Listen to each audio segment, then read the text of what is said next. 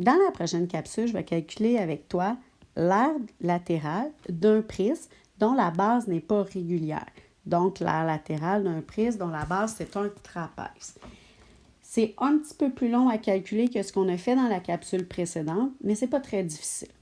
La première chose que je vais toujours te conseiller, comme on sait que les deux bases, c'est ce qui est en avant et en arrière parce que c'est nos trapèzes, on va mettre en couleur nos faces latérales parce que c'est nos faces latérales qu'on va avoir besoin. Comme il y a 4 côtés dans un trapèze, mais il y a 4 faces latérales qu'on aura besoin. Donc, sur le dessus, on a un rectangle qui relie nos deux bases.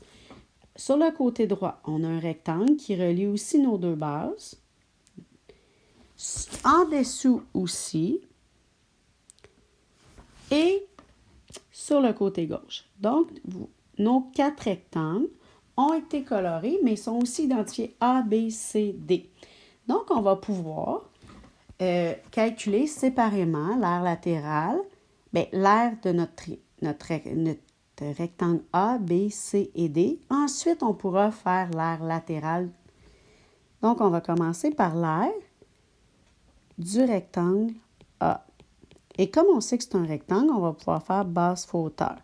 La base de mon rectangle mesure 3.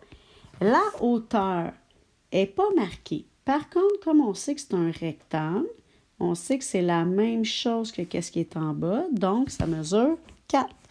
Fait que 3 fois 4, 12 mm carrés. Ensuite, je vais pouvoir aller faire l'aire du rectangle B.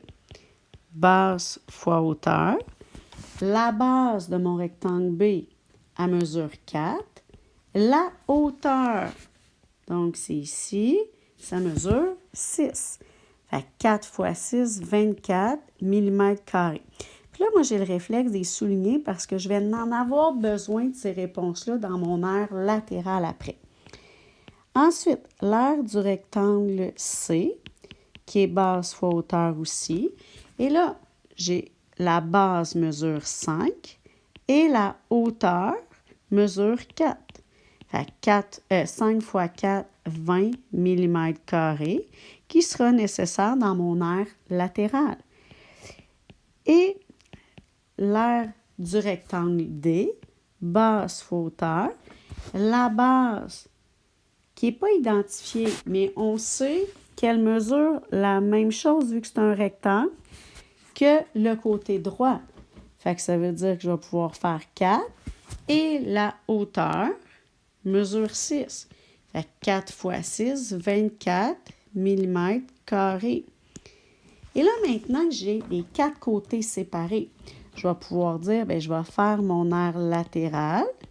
Puis l'aire latérale, c'est l'addition des 4 aires. Fait que l'aire du rectangle A plus l'aire du rectangle B plus l'aire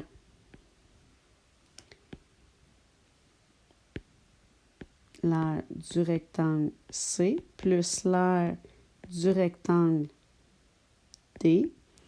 Si j'additionne le tout, je vais avoir 12 plus 24 plus 20 plus 24. Et comme tout est en millimètres, je n'ai pas besoin de marquer les unités de mesure. Je vais les marquer juste dans ma réponse. Ça me donne 80 mm carrés. Et là, j'ai terminé. Donc, j'ai ma réponse finale. Il me reste seulement à écrire ma phrase. Ici, je cherchais l'aire latérale. Donc, l'aire latérale. Et c'est l'aire latérale du prisme à base trapézoïdale.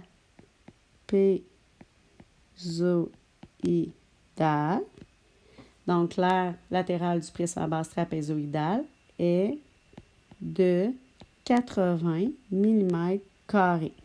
Et là, tu vois, j'ai marqué le vrai nom, base trapézoïdale. Si jamais, toi, tu fais comme dans l'énoncé de départ, tu dis l'aire latérale du prisme dont la base est un trapèze est de 80 mm carrés, ça serait accepté.